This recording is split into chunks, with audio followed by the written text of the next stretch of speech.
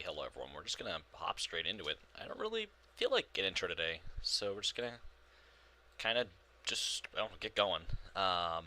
Just been kind of putzing around in Kaldvann today. I was doing some care baptisms earlier, and I just kind of just got bored of them. I wouldn't say bored. I just kind of was just like overwhelmed a little bit. So I decided, you know what? Let's come on here and completely ignore my responsibilities to the day. It's my day off, so I'm just kind of farting around. We'll be a NASCAR live stream here in a little bit. I think I'm doing Mesa Marin, and then I'll be doing, I believe, the Texas Grand National race, my second Grand National race. But anyways, so we're here in Kaldvann. You can see some things are changing. Haven't really been working too long. I did some more work earlier, but unfortunately I lost the progress. But I'm working in and around the airport, Trondheim Centrum, which you can see something new. And I'll get to that large structure up there on the top of this building here in a minute. But if we come down over here, you're going to see another billboard.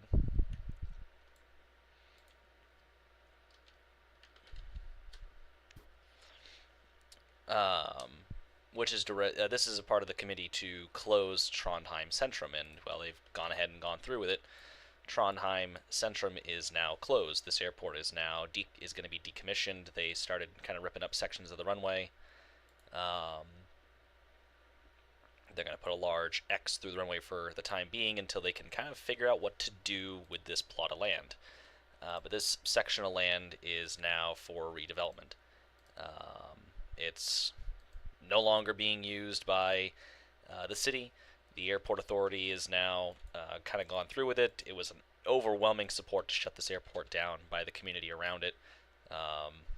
So unfortunately, this little gem of an airport is now officially closed. So, but that leads to wonder, because this was now serving as a large heliport.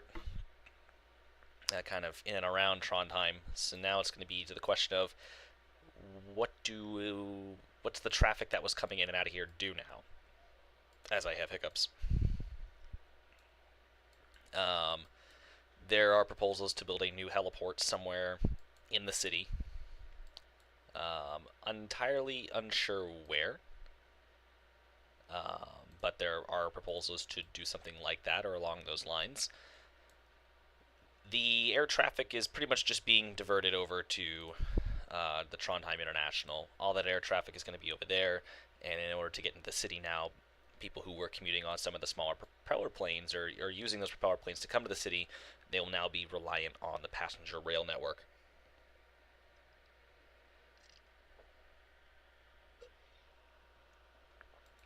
Sorry, my throat was a little dry. But yeah, it's just been coming for years due to, well, of course, you can't see it yet, but the dense communities that are built up kind of along the approach, and the airplanes flying down this or over this boulevard here just creates a lot of noise and a lot of headaches with the approaching turboprops and smaller private jets that can be obnoxiously loud. So the airport authority is, like I said, they've gone through with it. Now, this checkerboard right here, something that actually hails back to a part of my childhood. I used to be obsessed with this airport called Kai Tak. Kai Tak was the former airport of Hong Kong, and what made that airport famous was it was centraled in the middle of the town. It was in this huge, dense, populated area, and you'd have 747s coming over the rooftops of buildings, basically flying kind of perpendicular to the runway. Or they'd be kind of flying, the airport's off over here, and they'd be flying at it from the right, and as they come over the buildings real low, they'd make a right turn, and as they roll out, they'd be touching down. It was really a spectacular sight. Well, the airport closed in 1998, and one of the famous things about that airport is what they called the checkerboard approach for runway 13. and they had a large checkerboard, kind of similar to this, that sat on a hillside that the pilots would visually aim for. And about the time they get close, they'd hit like a marker that would send like a little beeping noise in the aircraft, which a lot of airports have those, the outer, middle, and inner marker. Um, I think they'd hit the middle marker, the inner marker, and they'd make the right turn and land on the runway. The checkerboard, I believe, still is there. I think. I don't know. I would hope so, because it's kind of an iconic piece of history to Hong Kong. But something I did when I had my own airport for what was at the time, what would be Trondheim, but it was named something else. I had a little paper checkerboard that I made for my model airplanes. It's a board to show the planes. Hey, go this way. Yeah. So you know what I'm talking about. So the airplanes are flying in a Trondheim Centrum, and they're kind of flying in between this gap here in the hills, and they're basically aiming. They're probably up here to an extent. They're up here, and as they start to get lower, of course they can see these lights further back. So they're kind of aiming for the lights. So they're pointing pretty much directly at this checkerboard. And they'd hit a marker and kind of start their left turn. And of course, there's lights that I've placed here as well on top of these poles that lead them down the boulevard. And then they make another kind of slight left turn to the runway. So that's kind of integrating a piece of personal lore, I suppose, to here. Let me go ahead and pull up a lo-fi stream for you guys. So I've been kind of listening to music in the background on my own, but I realized that might not be directly entertaining for y'all. But let me go ahead and pull up a lo-fi for you guys. So just pardon me sitting here for a second.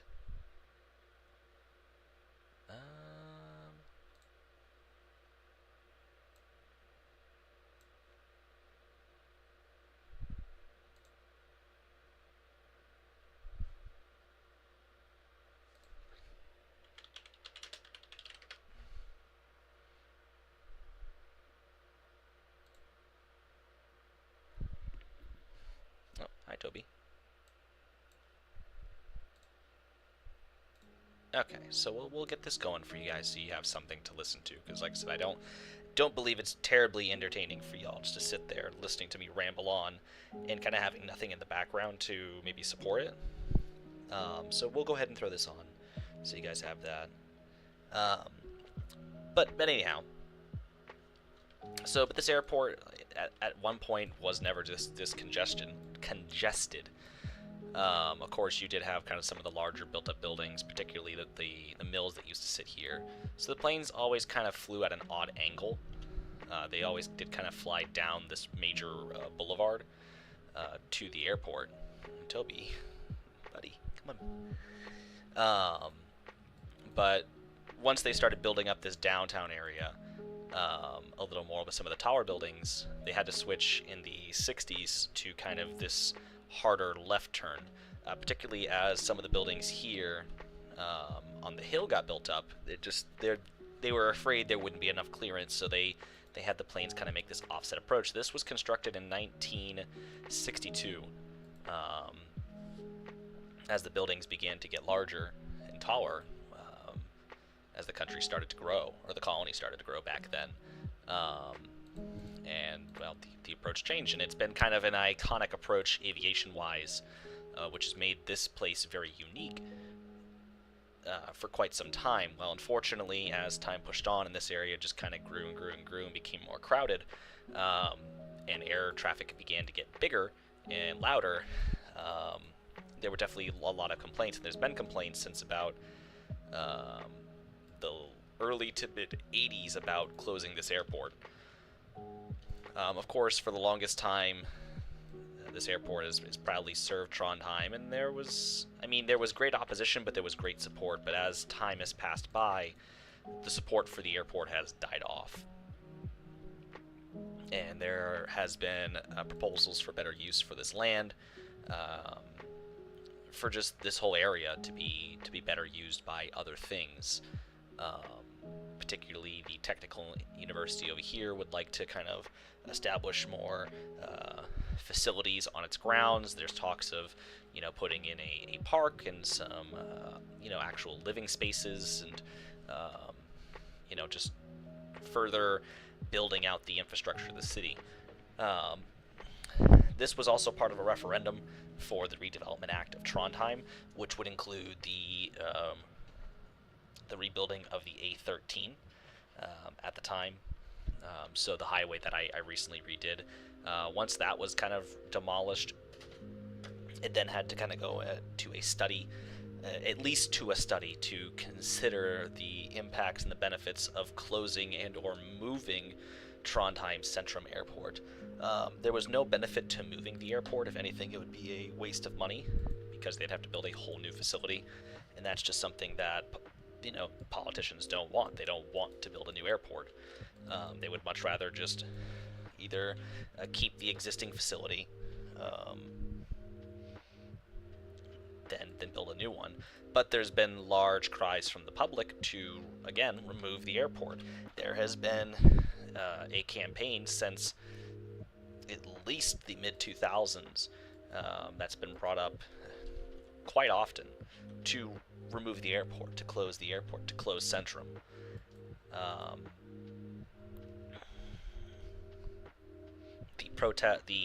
The calls to remove Centrum almost derailed or crashed and burned, will you, in the mid-2010s when protesters and climate activists broke through the fencing of the airport and wandered out onto the runway to essentially close traffic to the airport. It really put a dent in the credibility to the campaign's effort, but they were able to prevail past that and find new leadership to continue the efforts to secure the airport's closure. As of this year, back in January, it was announced that as of May 2023, on May 31st, 2023, the last flight, which was operated by Hawk Air, a regional flag carrier that operates de Havilland Q-Series aircraft, 30 to 40 seat turboprops, operated its last flight out towards Helheim, continuing on towards Brunswick. And the airport was officially closed. There are still a few executive level aircraft here, particularly for the Royal and other executive party, particularly their rotary wing aircraft, such as helicopters that are stored in these hangars. They're still here because they can easily operate in and out of the airport, but they are just currently being stored in the hangar until they can find alternate arrangements for those aircraft. As well, they're helicopters and they can essentially kind of go wherever. So currently speaking, there are still planes here, but all commercial traffic and all private traffic is essentially barred from operating at this airport, which has brought much needed peace to the area. Again, this is a pretty well-developed residential neighborhood that's existed and lived alongside the runway for quite some time. So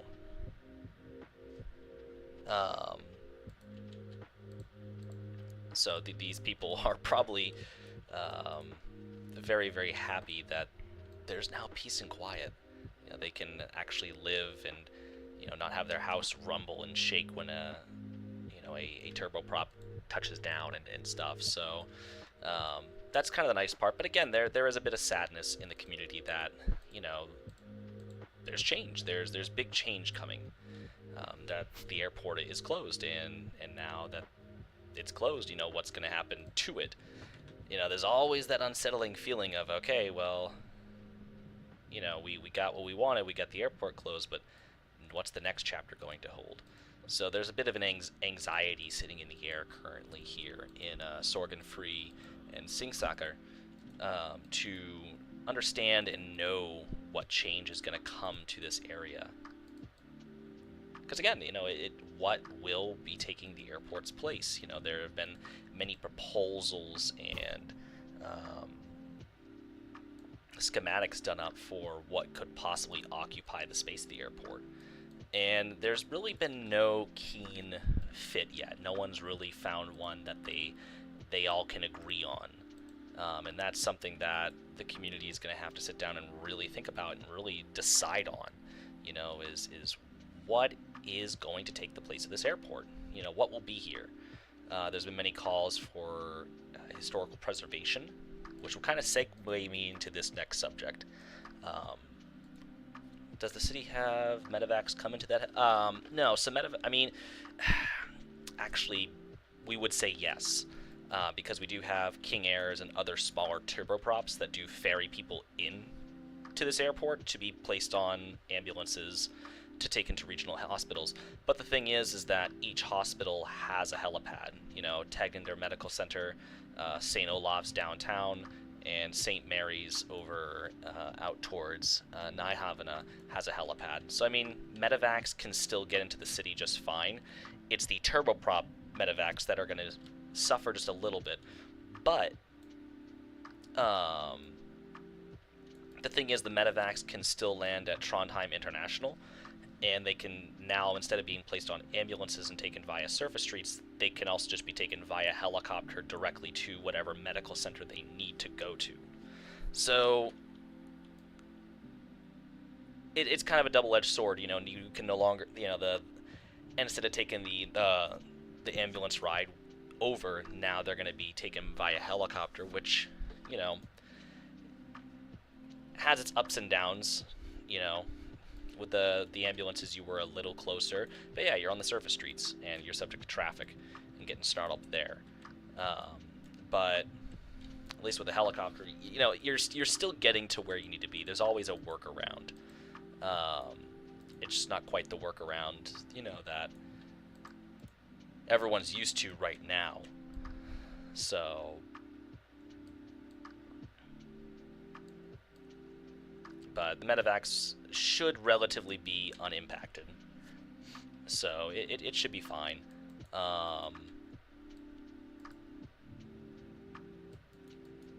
So the medevacs will be a-okay, and that is a good question, and something that I haven't thought of up until this precise moment. But it's easy to answer that on the fly, because it's like, oh well, if the medevac can't land here, they can at least land over there, and there'll just be a helicopter waiting to transfer the patient onto a helicopter to take them directly to the hospital. So the helicopters themselves won't be burning as much fuel.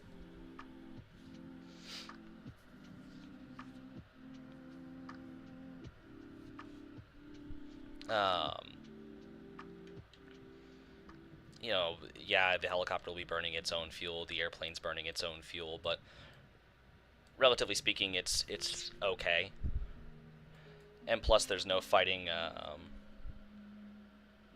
There's no fighting the air traffic to get into here, and then coming into this congested ramp, because you have the airline terminal, quote unquote, which is these 3 parking spaces here, and then you have the private terminal, and the helicopter or the medevac turboprops would land. They'd pull off the runway and generally try to find parking over here. An ambulance would snake its way onto the ramp, have to make a 3-point turn, then leave. So there'd be, have someone has to let the ambulance in to meet the medevac, and so on and so forth. So it was a bit of a process, a bit of a headache. But now they can land directly at Trondheim International and transfer literally from plane to helicopter, and then go straight to one of the medical centers here in Trondheim if need be. So it just really depends on how you look at it. Is it faster? In some ways, sure. Helicopters, I wouldn't say it's much slower. Helicopters can be a lot faster, partly because they can fly direct, and generally speaking, they are going faster than ambulances, and they don't, if there's traffic, they can just go around it. Whereas an ambulance, if it's, transporting a patient from the airport to a hospital, and there's traffic on the road it's on, yeah, that ambulance is having to now navigate through traffic, and it's just one more car on the road. Toby, just lay down, please, and stop walking over my race cars. Thank you.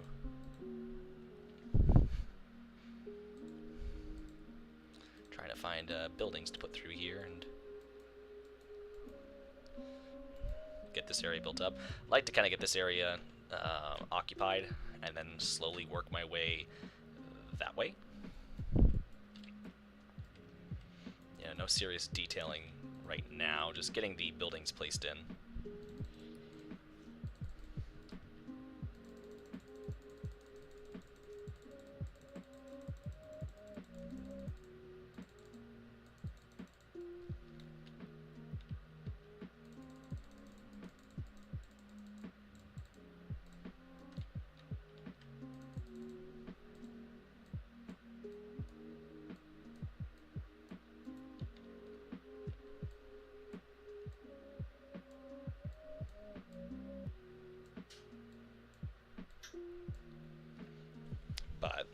But that's that. But there has been calls for a aviation museum to be put here before the whole runway is gone. Some older aircraft that are historical or significant to Trondheim's history, particularly some World War II transport aircraft, and even just some older classic airliners.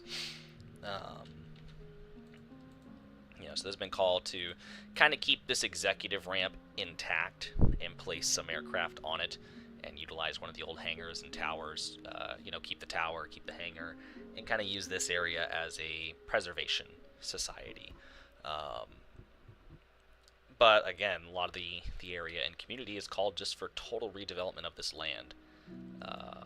Condos and a greenway and kind of a mixed use residential business neighborhood, which, interestingly enough, a lot of the people that live here,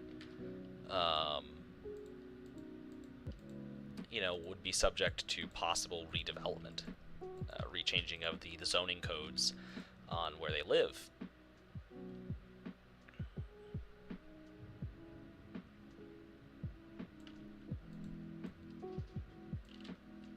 So there is some issues coming up that are going to start really affecting the people that live in this area, and really start grinding some gears and possible bigger things. This neighborhood is slated for possible redevelopment and buyout of the land and the houses that live on it,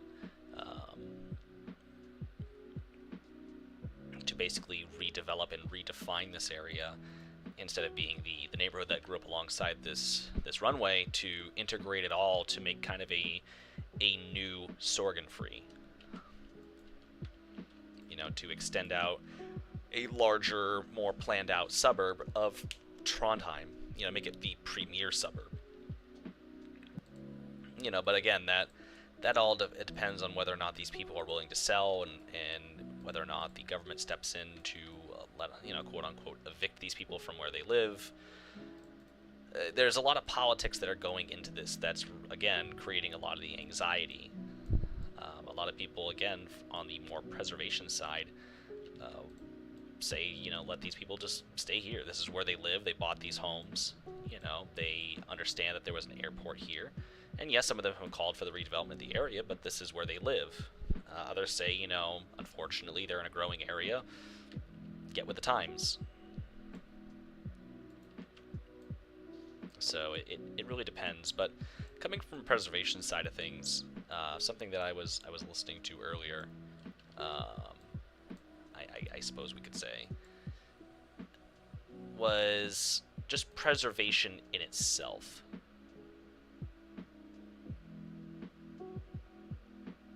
And how some people want certain things to happen with certain items or certain, let's just say, locomotives, in the train's preservation kind of sphere. And, there's been a call for people who own or have purchased certain items and then just sit on it and don't do anything with it. And, it is sad to see a certain historical item be purchased, particularly, let's just say, a locomotive or a older historical aircraft, and then someone not do anything with it. They simply just own it. And I think it's been said before, in the AM server, or even just in general, just hearing people talk, is that if you're gonna own something like that, you should restore it and keep it in the way it was. And yeah, it's definitely a case of let's just say someone bought an old airplane and it was painted up in Southwest Airlines colors, and they decide they want to paint it up in United Airlines colors because they want to preserve something, United Airlines related. Well, yeah, that's not quite the aircraft's heritage or history, but on the same token, it's theirs. They can do what they want with it. Yeah, we all want to see preservation items, live on in the way that they are, and we want to see them go to a good place that's going to keep them the way they were, or the way they are. But ultimately, when someone purchases something, it's their right to do whatever the heck they want to do with it. If they want to put flaming, yeah, I mean, like, it does suck to see someone own a piece of history and then they just go off and destroy it, creating whatever vision it is they had. But it does come back to, it's their right. Yeah, it's hard to watch and it's hard to understand and wrap my head around, but it's theirs. It's theirs to do whatever the heck they want to do with, be it an old airplane or an old locomotive, or, as much as I hate seeing it, a Crown Victoria. I've seen people take old Crown Vics that, with a little bit of elbow grease and stuff like that, you can keep looking great, but then they tinker with it, modify it, and make it their own. Or I believe there was someone in the Crown Vic community that bought like a older Crown Vic that had been preserved by a police department, and it was cool, and like, oh hey, they bought an old police car and stuff like that. The department preserved, but they were budget cuts, they had to get rid of it, and then they took the car and I say chill it. They put big rims on it, and they made it like a lowrider, and they tricked it out, and it looked cool. Don't get me wrong, but it wasn't the preservation side of it. They kind of ruined it, in my opinion. But that's what they wanted to do. They own it, so they can do what they want.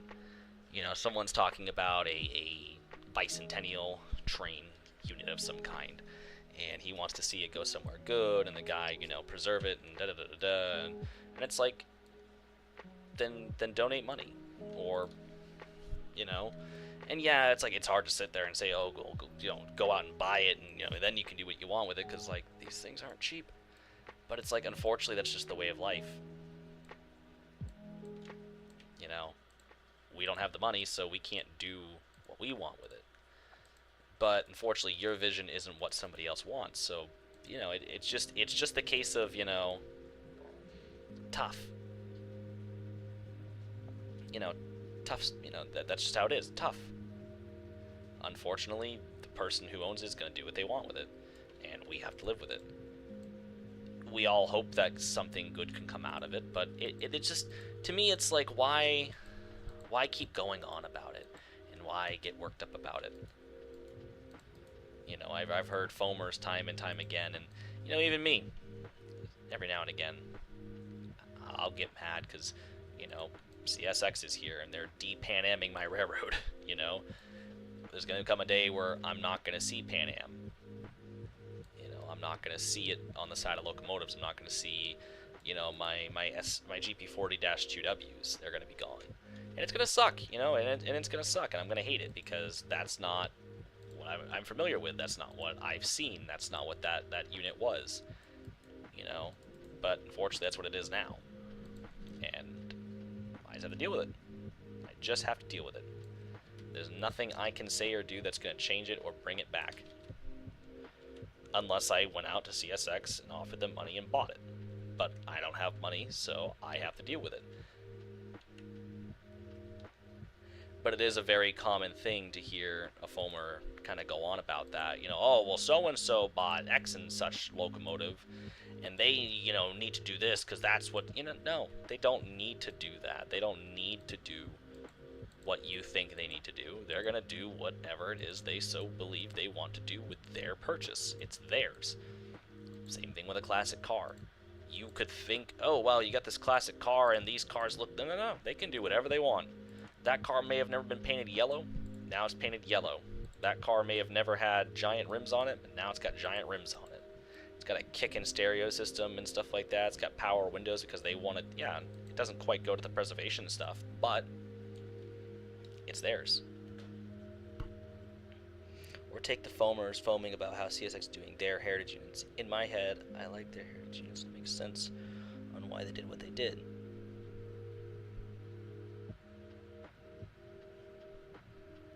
Yeah. I mean, like, I don't know. It's just, we can all sit here and complain till the cows come home about, you know, this place needs to do this, and da-da-da-da-da, and, you know, well, I want to see this, and why is that person not doing this with, you know, because they don't need to. It's theirs.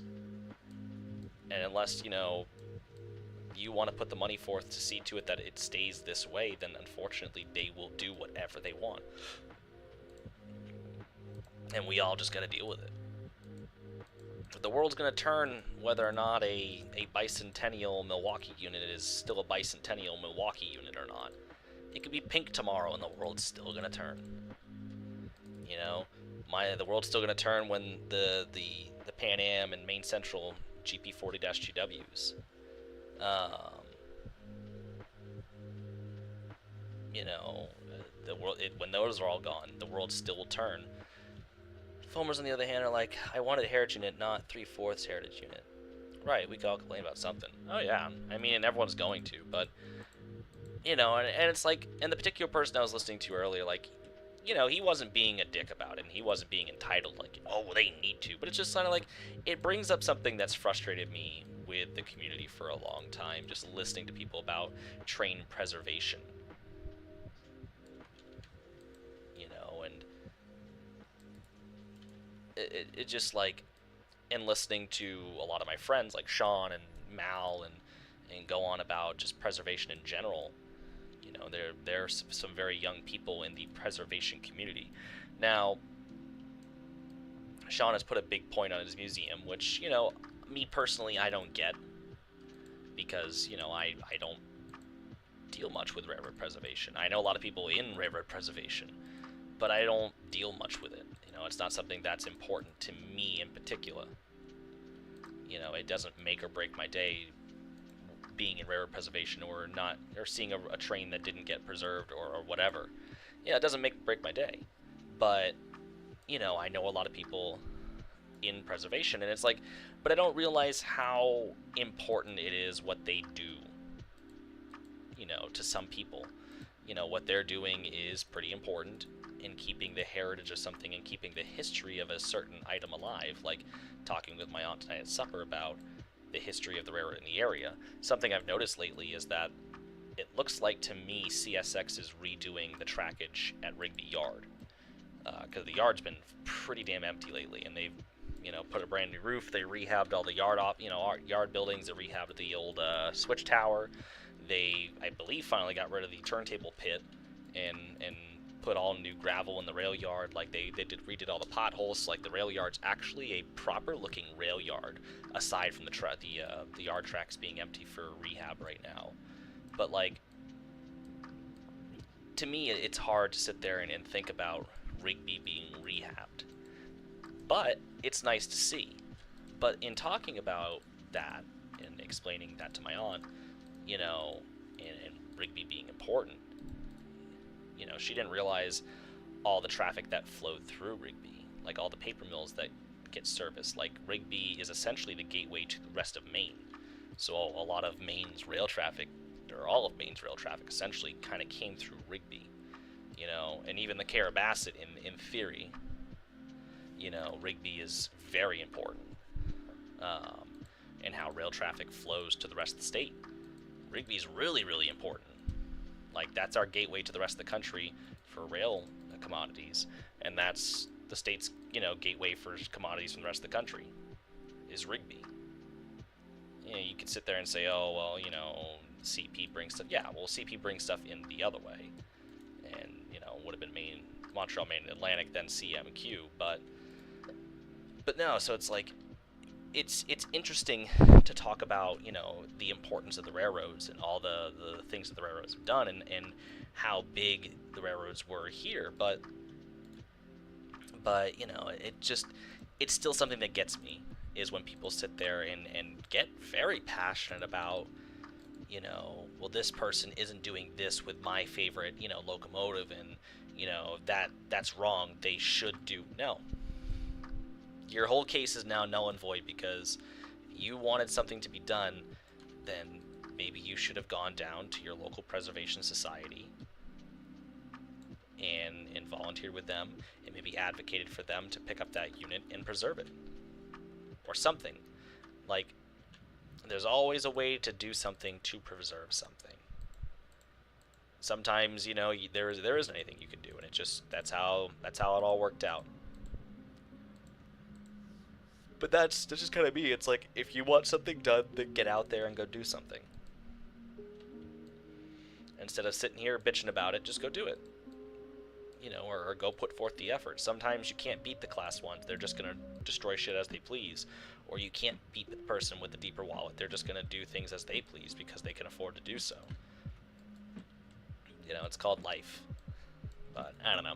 It was just something, like I said, that listening to that person go on again about the bicentennial unit, it just kind of reminded me of this, I wouldn't say burning hatred, but this like deep-seated frustration over comments like that, because like I said, I've seen a lot of time, a lot of examples of things that, like, why did someone do like that? Like, it doesn't look good that way. Like, they should have done this.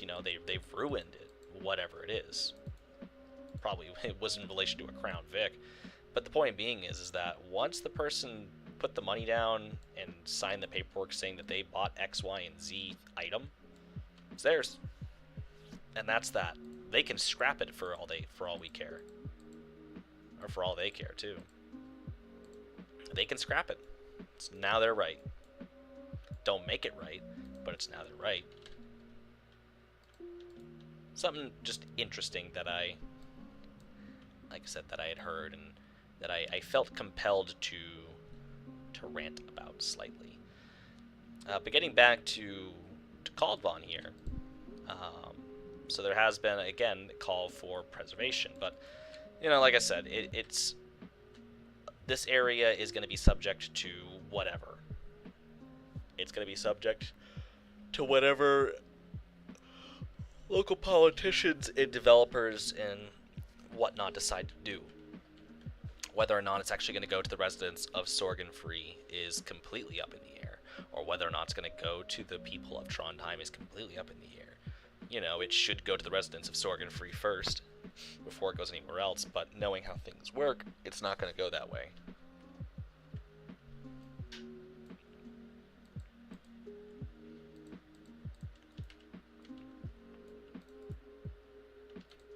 It's just not going to go that way. It's probably going to come down to someone with a deep pocket coming in, throwing down a lot of money, and kind of putting forth his vision, or her vision, or their vision. And that's probably what's going to happen to this area, is it's going to get redeveloped by someone with deep pockets.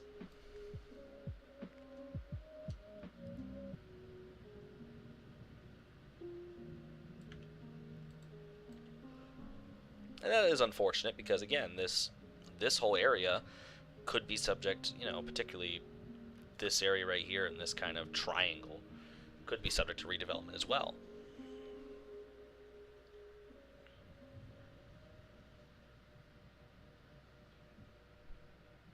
But that'll be foreseen, and, and this wooded area too could be subject for, possible development as well.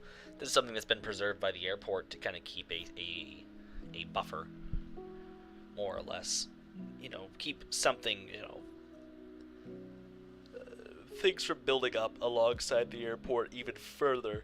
This was the airport's measure to reduce sound and reduce noise to the rest of the community, was to keep this forest, particularly from bleeding out into some of the other areas beyond the airport, the best they could. I mean, there's only so much you can do, especially because planes are so loud, but keeping this buffer between the terminal area, an airplane starting up and revving up and running APUs and other equipment, this was kind of the only natural solution between these areas over here, the small kind of cottages and whatnot that will dot this hillside, and even some of the area over here. You can't, deal with the planes taking off because they're taking off and now they're above the tree line. But it was something. But now the airport's gone. What's going to happen to this big wooded area? What's going to go in there?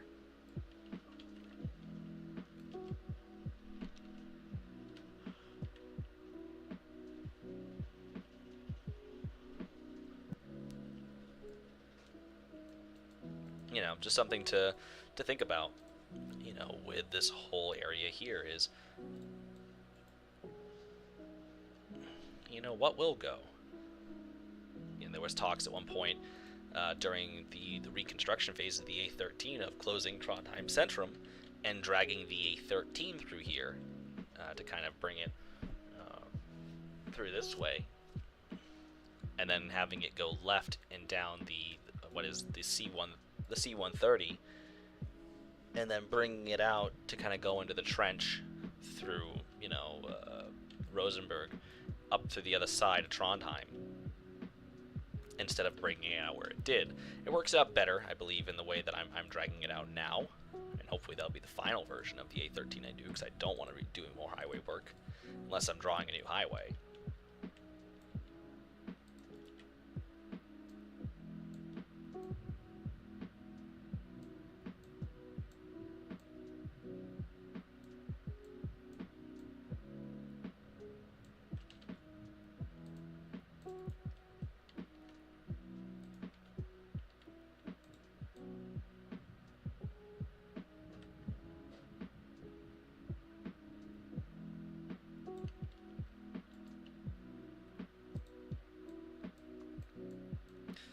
But that was one of the talks at the time of what to do with this area, was bringing the A13 through here, but that quickly was shot down. Something else that was talked about was just large condos, more shopping along this kind of main avenue they're proposing dragging through here, and then up toward the other end, the runway 36 side of it, so down there. Extending out the technical university to kind of further expand education, which that idea is kind of taking off and excelling, which some people aren't particularly happy about. More development, more people, more traffic issues, more people clogging onto the highways. Potential destruction of the tight environment already here, because you have to think about, they're building new infrastructure over here, but how is that going to interact with the existing infrastructure around it? And I understand, again, this is a train game. I'm just using this as an open sandbox world, but I'm using this again to convey this idea I have, this vision of a country, and kind of also talk about existing issues that kind of even in my hometown, with how things work. So that's oh, excuse me, stop yawning. You could drag a big avenue down this runway and put condos all around it and new streets and stuff like that, but how are they all going to affect this area, this really tight, densely built up area in and around Sorgenfri? Because there's no way they can buy out all the people that live here in these apartments and redo it. There could be redevelopment of the roads, making more one-ways, but, again, how is that all going to interact? How are these side streets all going to work together? One place that's definitely going to suffer, though, is this Holiday Inn right here. A lot of the infrastructure that was built to support the airport, these parking lots, these two larger hotels that are now, they can still be used, but by whom? Like, who's going to be coming here to use these hotels? Are people really going to be coming off the B6 and A13 to come here to use hotels when they could, they're probably coming into the city for a reason, or they're probably staying closer to downtown. They're definitely not coming into well off the highway. They're probably not going to do that. So a place like those hotels and those parking lots and even the restaurants that were built in mind of servicing the airport, how are they going to fare?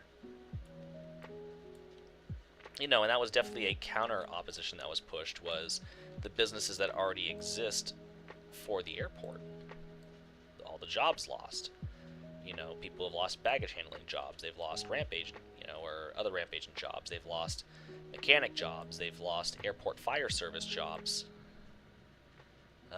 They've lost de-ice jobs, refueling jobs, logistics jobs over at the cargo terminal. They've lost air traffic control jobs, airport management jobs, groundskeeping jobs, airport general maintenance jobs, security jobs. All these jobs have been lost, even janitorial jobs. There is a significant impact on jobs that were lost here at this airport.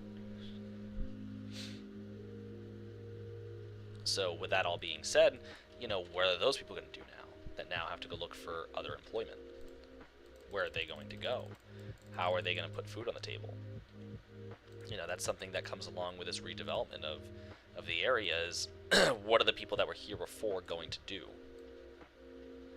What will they do now?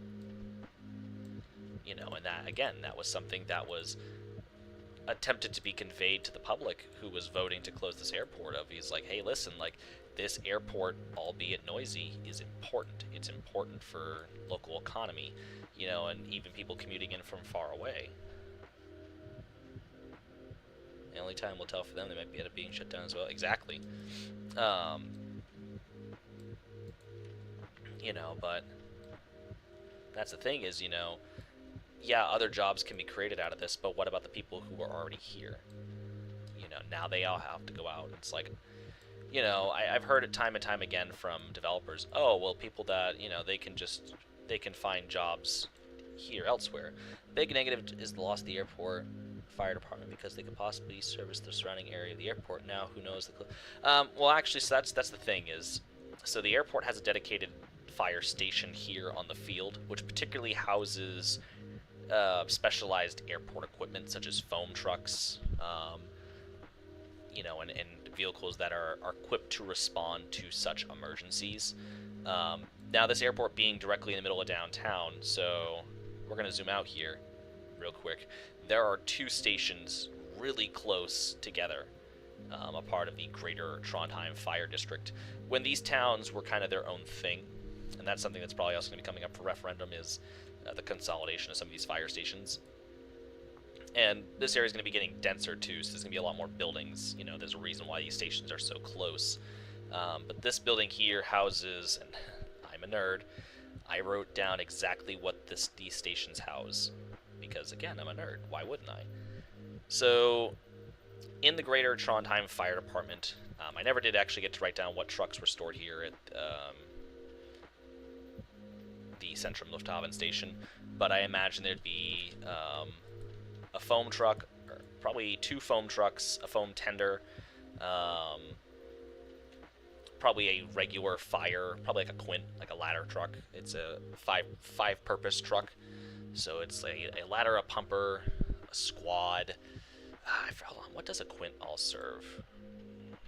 Uses of a Quint fire engine. Quint, by definition, supplies fire streams, pump and hoses, provide initial and continuing water supply, pump, water tank, and hoses, provide personnel with access to elevated areas, ground ladder, complemented with aerial device, provide elevated master fire stream, pump, hose, and aerial device. So a Quint serves, because quintuple, it serves about 5 roles. So there'd probably be a Quint here, and maybe supporting apparatus, such as like a light squads, like a Ford, with like cargo doors in the back, for extra equipment. They'd go to medical emergencies and stuff, and then there'd be an ambulance that would come out, or maybe there would be an ambulance here, and so on and so forth. The point being, Fire Station 9, aka the Backdraft Brigade. If I could not delete stuff in this note. So this station here, and I'll get back to the stream in just a second, I'm not paying attention to the chat. So Station 9, if I could scroll down, has, I believe it's by bay. So from this door here over to the left. So starting from the right is Engine 15 and Engine 16, which one's which they're both just regular fire engines. Then you have ladder 8 and quint 2, so you have a dedicated ladder truck, then a quint. You have tower 5 and engine 17, so you have an aerial platform tower truck, as well as another engine. And then over here on the second to left bay is rescue 3 and rescue 3A, so you have one of the, I think, 4 or 5 rescue trucks in the city. I think there's only 4. And then it's a support unit. And then on the very left you have medic 16 and medic 17. And then extra cars that park at the station outside is Battalion 3, so you have, this is the 3rd Battalion District, and then you have Car 16. So it's a pretty well-stocked and well-staffed station. There's also the Tegner Medical Center nearby, so they have their own ambulance apparatus. And then Station 7, the Fire Tamers. If we zoom in. So another decent-sized station. I believe this only supports like 1 or 2 engines per bay. And again, I believe it's starting from the inside and working our way out is engine 11, ladder 6, engine 12, hazmat 2, and then you have medic 16 and medic 15. Also parked here at the station, which would be again a parking lot out back, is car 12, car 13, mass cas 2, and mass cas unit 2. So you have like a school bus served for mass casualty, and then you have mass casualty unit 2, which is like a heavy walk-in rescue meant to deal with larger situations of, people getting hurt. Yeah, no, I've literally been planning everything out. And then I was painting some of the trucks in SketchUp just for the fun of it. But so the big thing is that, yeah, you could still have the mass cas units because you want to have those in larger cities.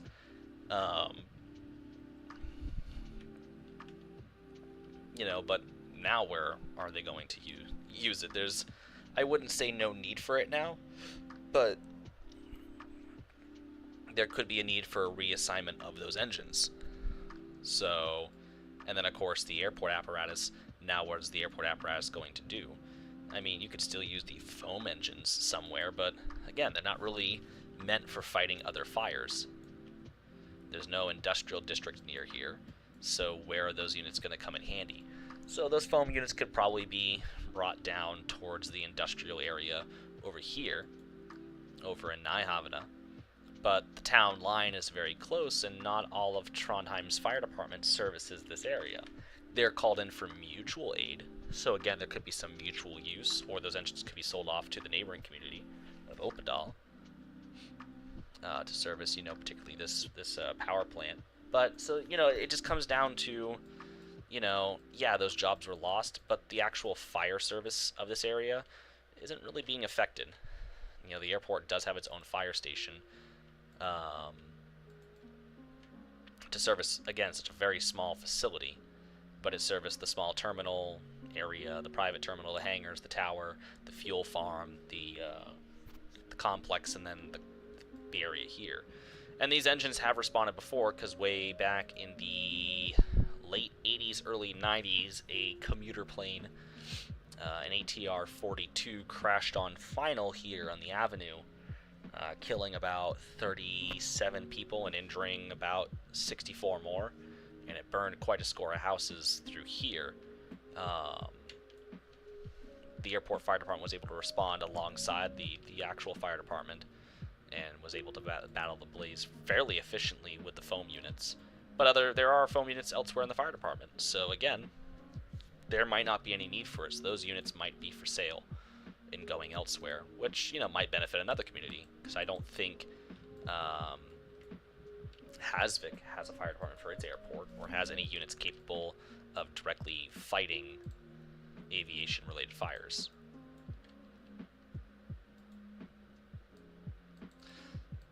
So the community won't suffer, per se. But again, where is everything going to go, and where will those jobs end up? Because now the firefighters that are working here at Trondheim Centrum, where are they going to go? What community would they go serve? Because are there roles for them still in the regular Trondheim Fire Department?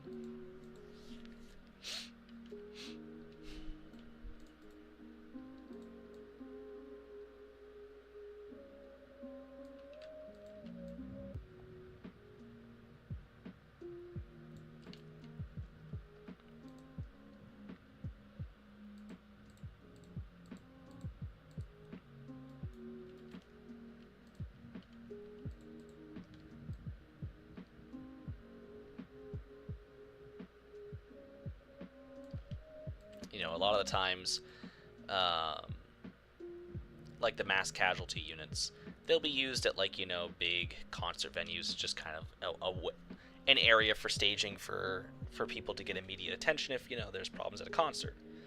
Um, Particularly with some of the big events, um, they're kind of like a first triage center.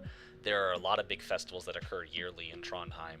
Particularly one is the music festivals that I haven't named yet, but they will receive a name in due time, which will be a big festival for the city itself. Which also I'm going to save because I had a crash earlier, and you want to make sure it's being saved.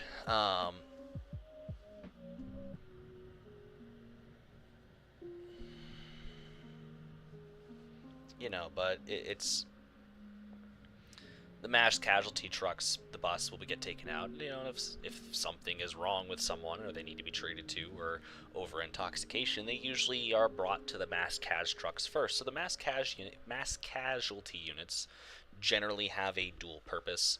It's not their intended purpose, but generally speaking, um,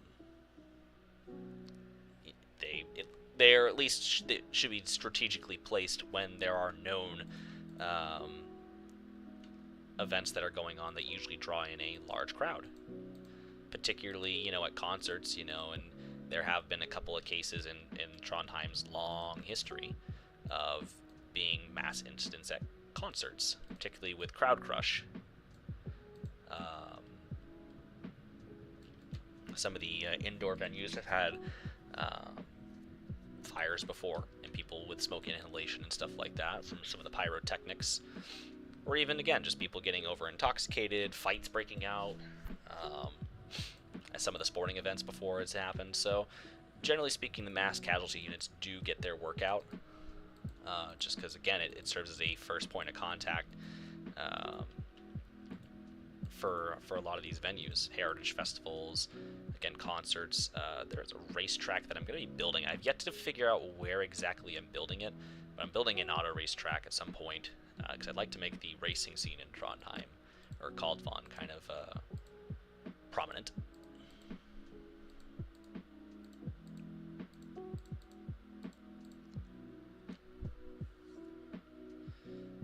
But definitely those units will have a thing. But again, the foam units, where are they going to go?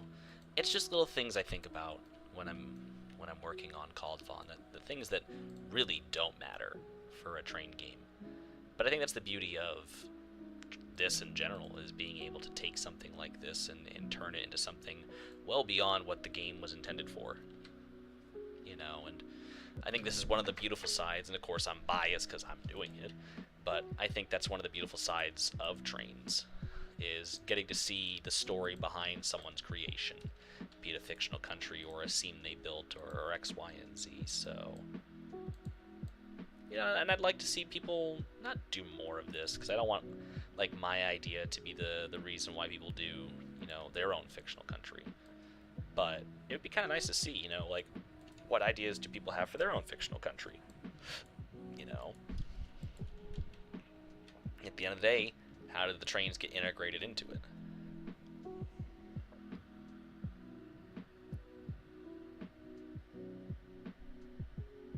But this is a very time-consuming thing, because now we're on our third summer of Kaldvann, because I started this summer of 2020, I think it was. Yeah, summer of 2020.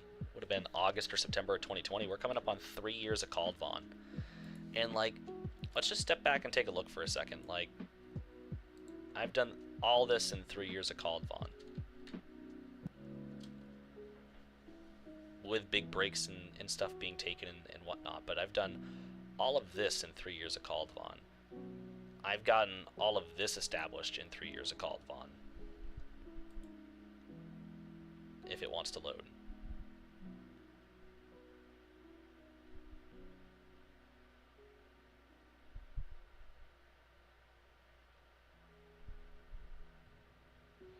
Just when I think I'm running out of ideas, it's like, no, I have a lot more to do. There's a lot more to do.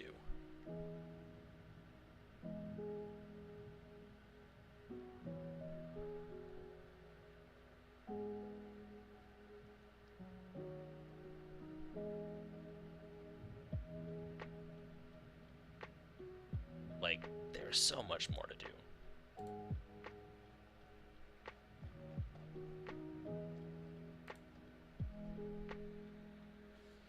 But, you know, to look at the actual city itself here and go, wow, this is 3 years of work, and all the re-edits I've done and how I've integrated them into the country's geopolitical sphere and design and shape and whatnot, and you know, like the whole removal of the highway and you know, and so on and so forth. And even if this area gets redeveloped, you know, will the train line through here get redeveloped, and how will that you know, reintegrate back into the community? You know, especially if the rail line kind of starts coming at it from a different angle, like maybe it kind of comes under here and now curves this way, but you know, there's a community here too. So how would this all work together? How is this all going to work?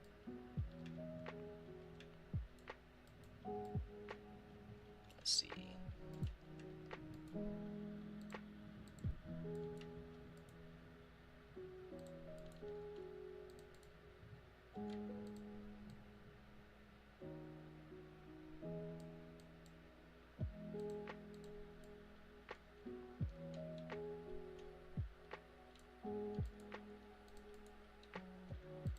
Ah, yes, pre-caching.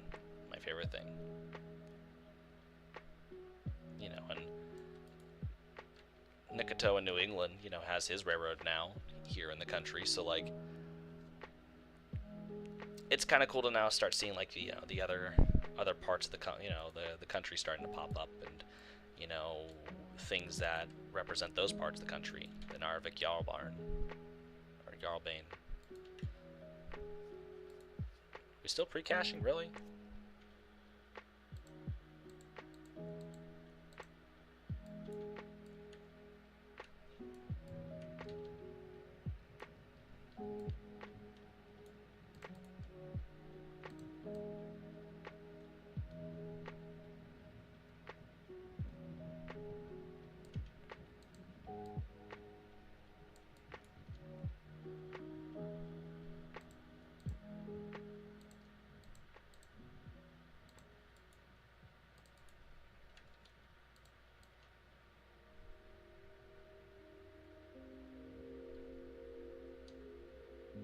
Put this big house on the corner here.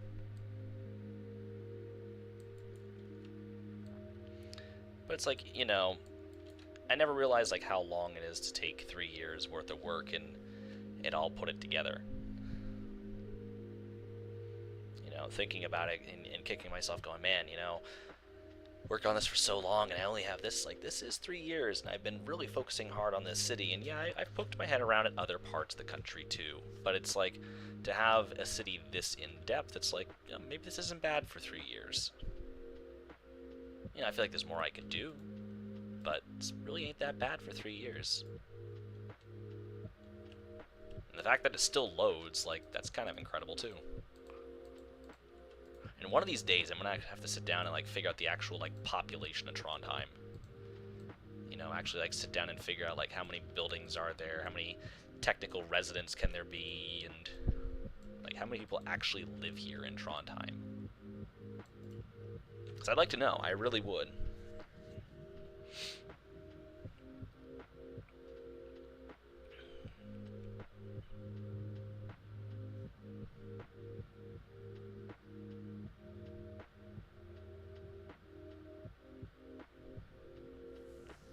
But that's an insane task for, excuse me, another time when I'm manic or something, or I have no clue, but just that's nothing I'm going to be sitting down doing at any time soon.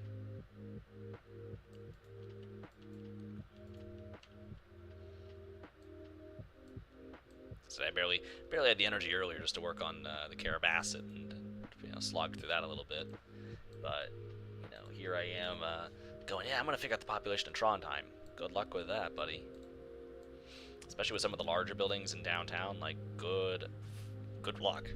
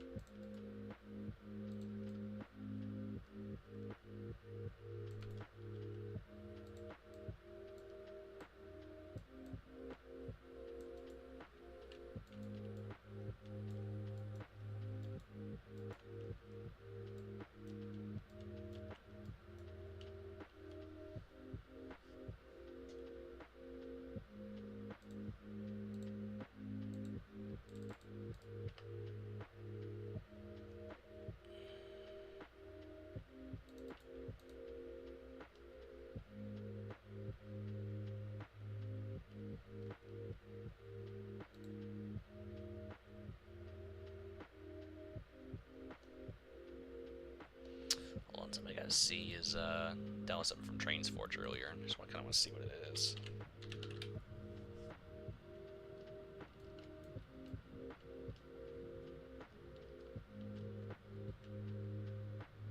So it looked interesting. I just want to see, like, what is it exactly?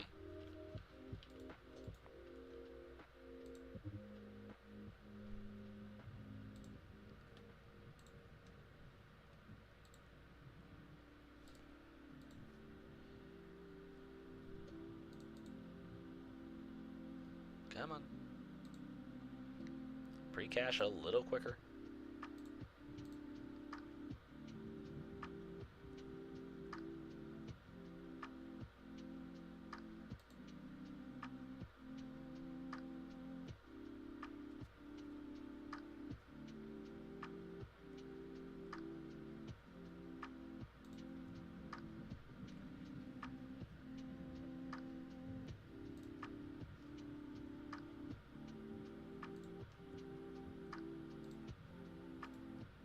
Ah, it's like a little streetcar.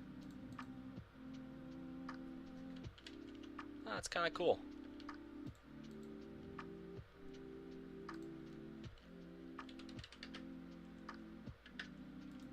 I like that.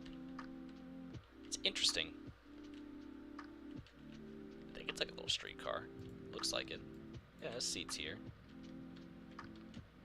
Huh. Oh, nice interior.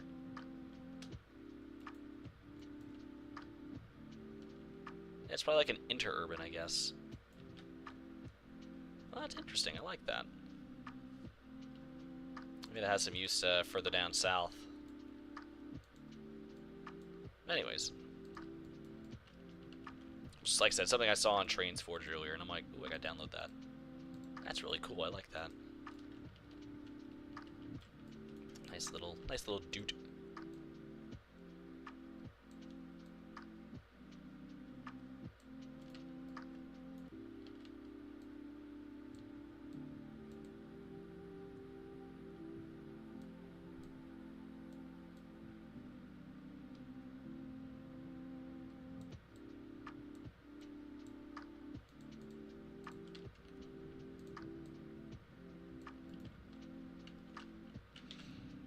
Looks a little better now. There's like stuff here in terms of housing and whatnot, so need to drag over some trees here shortly from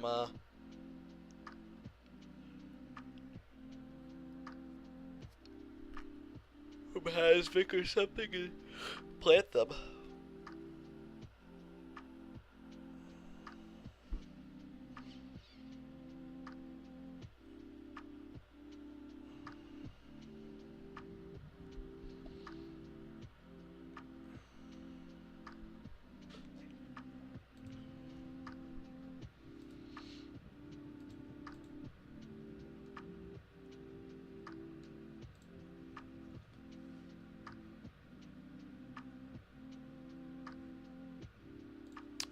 Probably, let's see.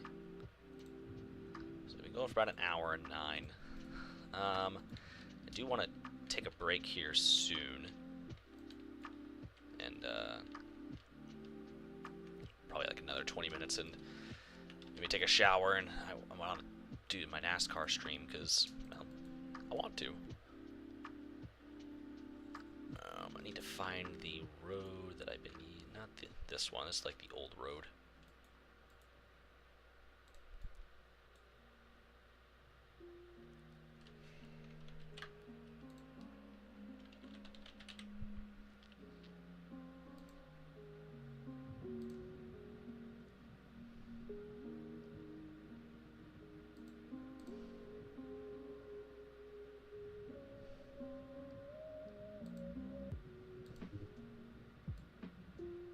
Stop pre-caching.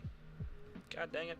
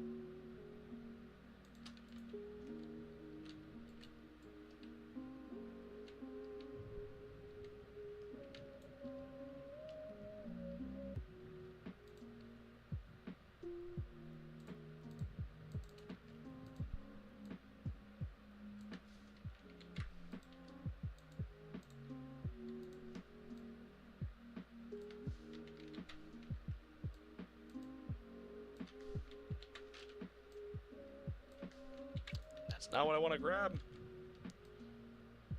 Really?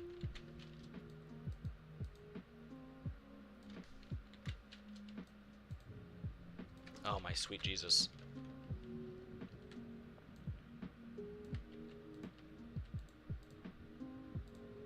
Dead.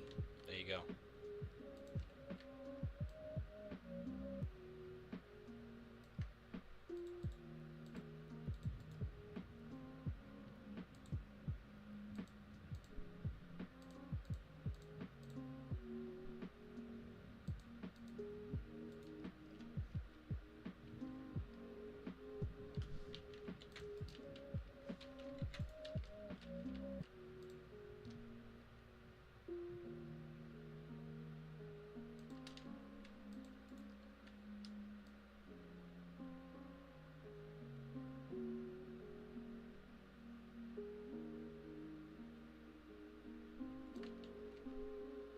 There's going to be a bump. It's going to be a transition. There's just going to be a bump. It's fine.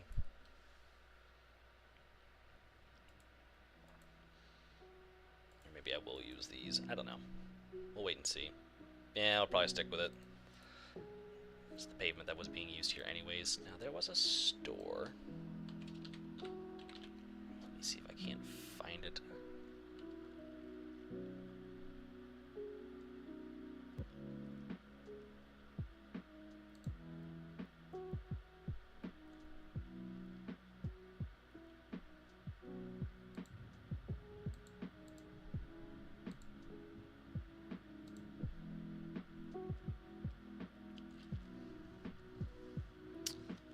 Can't remember what the heck it was called, but I know it's somewhere around here.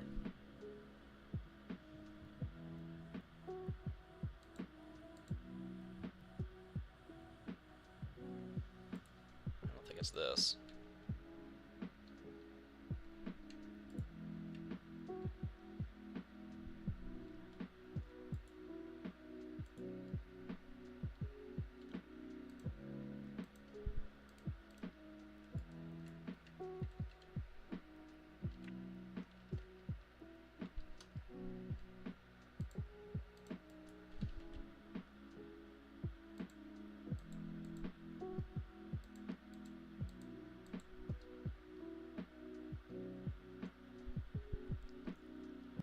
Shit, what was it called? It was,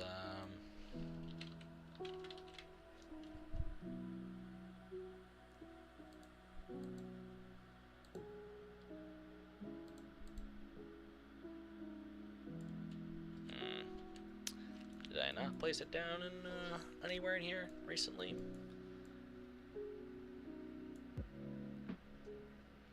I don't think I did. Which is mildly upsetting, because I want to find that building.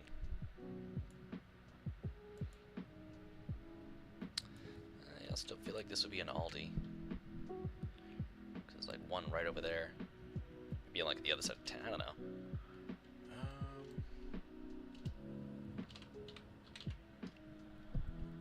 I'm gonna find it. It's gonna drive me crazy if I don't. I can just find it in my own time, but why would I do that? When I could just look for it on stream and bore the content out.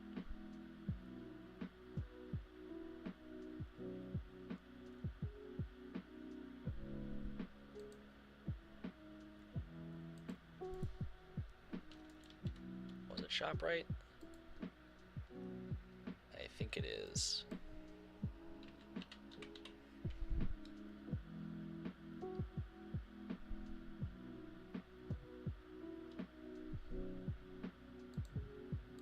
Yep, it was. Okay, so it's ShopRite. So I could just probably slap these two around and just make this a ShopRite.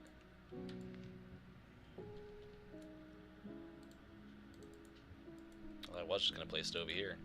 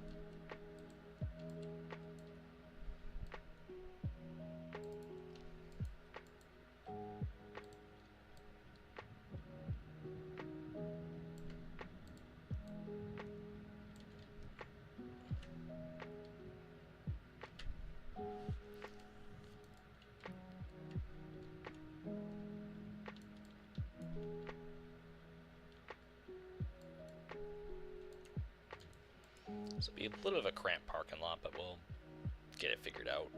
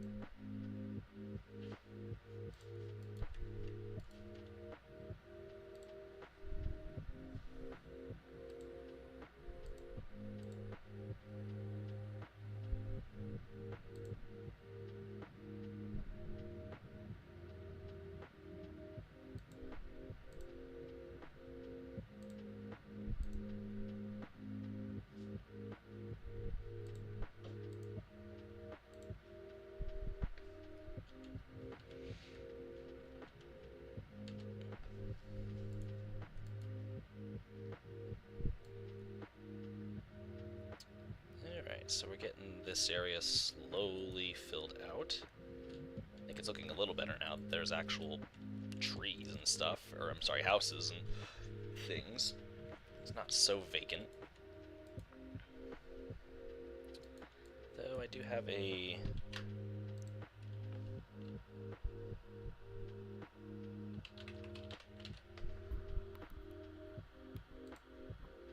I think there was a home I was downloading earlier.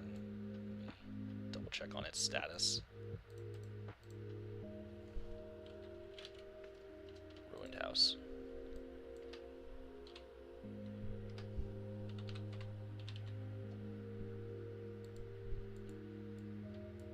Kinda was thinking of putting like a old dilapidated home back in there that maybe over time it was abandoned.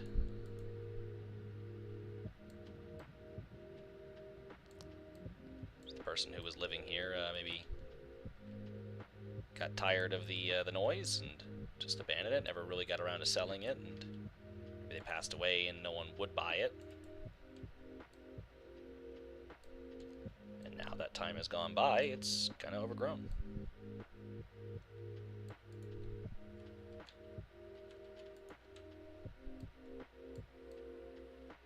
Kind of like the little lore of the area.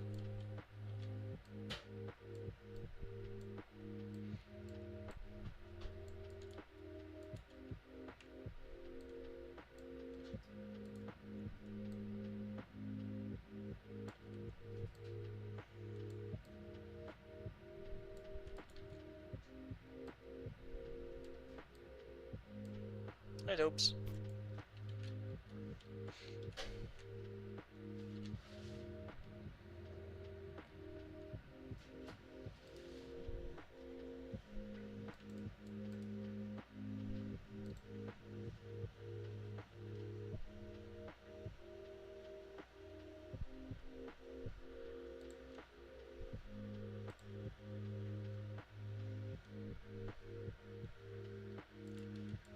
Yeah, I mean, just something that could have happened back here, but obviously the structure is no more, so... Alright, I just kind of want to see going forward. Hi, Toby. Can I help you? Because I kind of have some, like the road network built through here kind of already. What? You're a cat.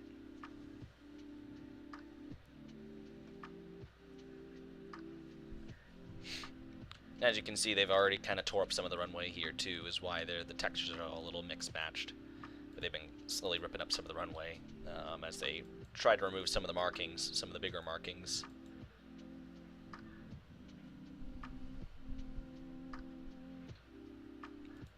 And some of the other markings have remained just because it's not necessary to remove those identifications quite yet.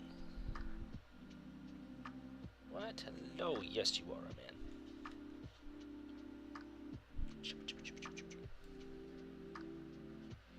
Oh.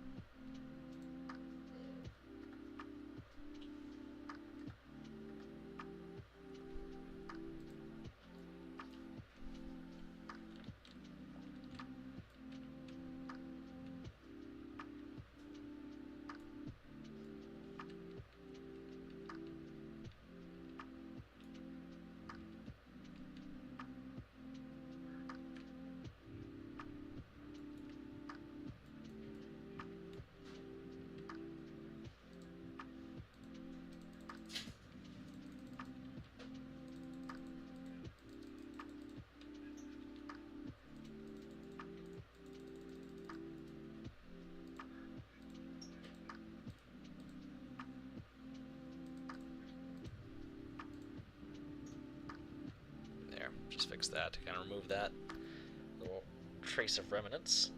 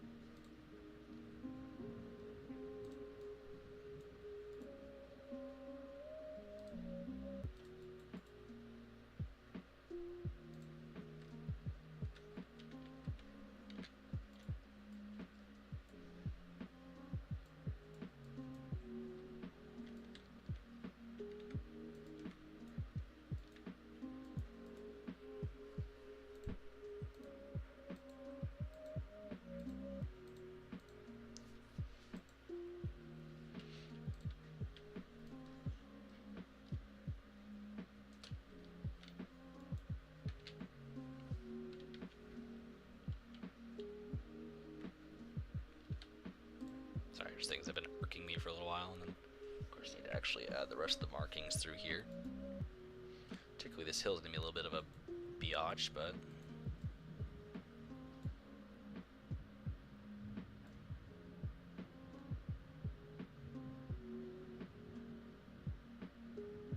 it's pretty satisfying to see like them kind of weave through the area.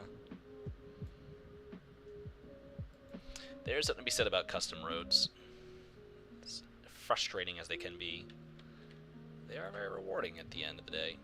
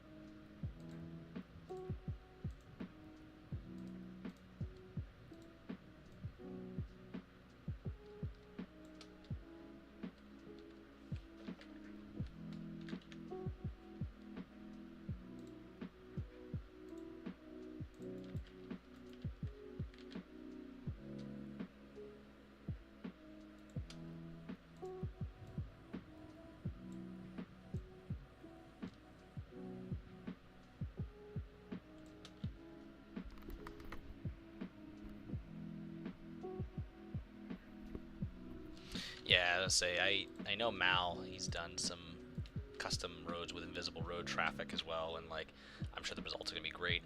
I eventually will probably get around to it because I'd love to see traffic flowing down these. I don't imagine I'll be doing the off ramps just because those are kind of a pain in the ass. Maybe, I don't know. Maybe someday, but to see traffic actually flowing through the city would be kind of cool instead of the static version. But anyhow, I think I've gone for long enough. Just these short stints and bursts, I think, are all I can do right now. I'm going to quickly take a shower and get ready for some NASCARisms, so if you guys want to come back and join me for that. But if not, no worries.